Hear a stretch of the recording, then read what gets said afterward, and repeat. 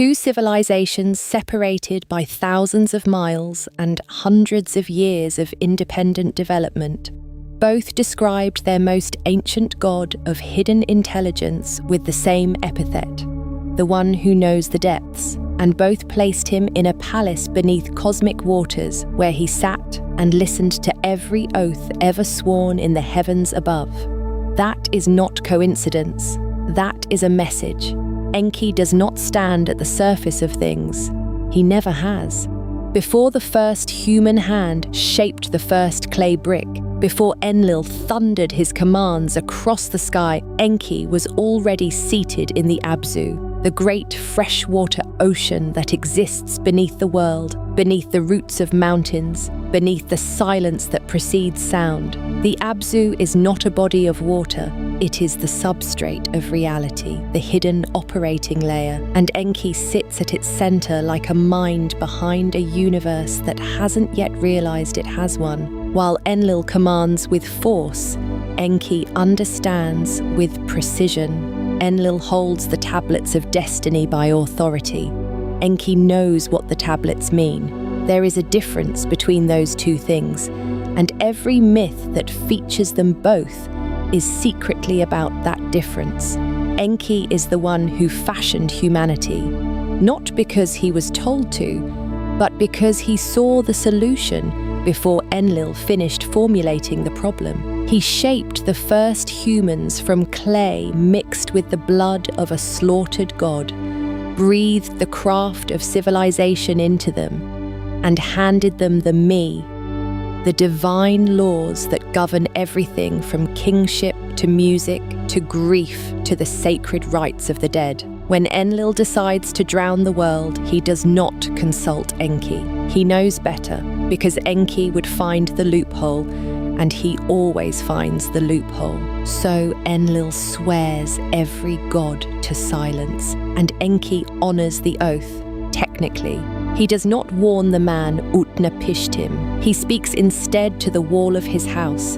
He tells the wall about the flood that is coming. He tells the wall exactly what dimensions of boat to build. And the wall, of course, has ears. The man behind the wall, of course, is listening. The oath was never broken. Reality was simply rerouted around it. That is Enki. That is the mind that keeps the universe coherent, not through power, but through the perfect, surgical understanding of how power actually works. Now, cross every ocean, travel east and north beyond the Indus, and enter the oldest layer of the Rig Veda. Not the Indra hymns, not the fire hymns, but the ancient Varuna hymns, which feel like they were written in a different register entirely, quieter and older and saturated with dread. Varuna sits in his palace, in the cosmic waters.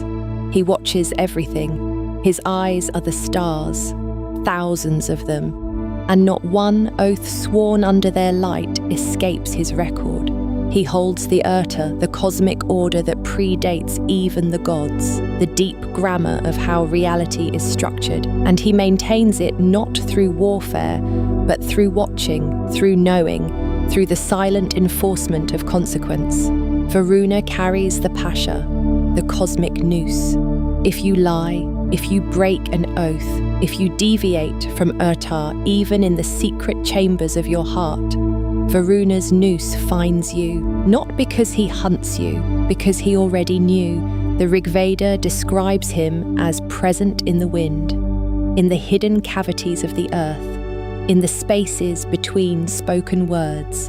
He knows the path of every bee bird across the sky and the direction of every hidden current in the ocean. He knows what you thought about doing. He knows what you almost said. He is structurally identical to Enki, the palace beneath or within cosmic waters, the omniscient observation of oaths, the role as the intelligence behind creation rather than the force executing it. And then the historical parallel, which is where this stops being interesting and starts being impossible. Varuna is displaced. In the later Vedic period, Indra rises, loud, warlike, electric. the kind of god a growing military civilization needs. Varuna retreats. He becomes eventually a god of oceans and oaths, a specialized deity rather than a cosmic sovereign. The same thing happened to Enki. In the later Babylonian tradition, Marduk rises to supremacy. The gods of force and solar authority crowd the summit of the pantheon, and Enki, the ancient intelligence beneath the world, becomes Ea, still respected, still consulted, but no longer at the center. Two gods, two separate civilizations, the same demotion, the same trajectory, executed across the same chronological arc. Now add a third witness. In Egypt, Thoth does not create the universe, Ra creates it. Ptah speaks it into being, but Thoth is the one who knows how it works. Thoth records every word spoken in the Hall of Two Truths. Thoth holds the cosmic scales. He exists in the liminal spaces, the borderlands between life and death, between order and chaos, because those are the spaces where knowledge lives, where the real structure of things becomes briefly visible. He too dwells in conceptual depth. He too is associated with the hidden waters of the duat. He too is the intelligence the other gods consult when force alone has failed to solve a problem. Three traditions, three versions of the same being, all independently arriving at the same portrait. Now ask the question that makes it difficult to sleep. Is this convergence psychological? Every civilization independently producing the same archetype? Because the human mind requires a god of hidden cosmic intelligence, the personification of the fact that order has logic beneath it, that the loud gods of sky and war cannot access. That is the safe answer, and it may be correct. Or is it historical? Traces of a shared proto-tradition so ancient it predates the civilizations that inherited it. A memory encoded in myth because the people carrying it across the world had no other container durable enough to hold it. Also possible. Or is it what the myths themselves seem to insist, that the entity they are describing was real, was encountered, was separately remembered by cultures that had no contact because contact was not necessary, because the memory was not cultural but experiential? Go deeper. In Sumerian, Enki's epithet traces to roots meaning Lord of the earth below, the hidden deep. Varuna's name derives from roots meaning the one who covers, the one who encompasses, the one who binds. And his pasha, his cosmic noose, is the binding made manifest. Both gods preside over binding. Enki binds fate through the me, through the tablets, through the encoded laws of civilization. Varuna binds reality through Uta, through the noose, through the unbreakable grammar of cosmic consequence. Both are associated with fish, not as a food source, not as a territorial symbol, but as a specific cipher for hidden wisdom. The fish moves in the deep water that cannot be seen from the surface.